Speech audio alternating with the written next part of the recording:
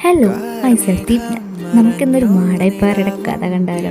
അല്ലല്ല, മാടായിപ്പാറയിൽ ഞങ്ങൾ പോയൊരു കഥ.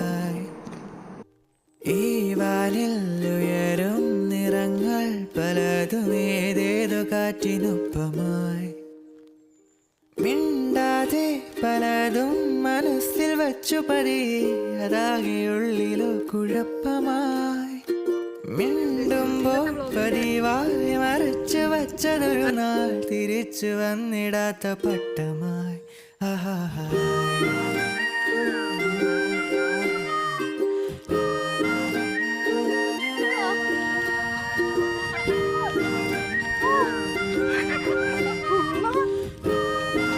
പറയ് ഇതിന് പറയും.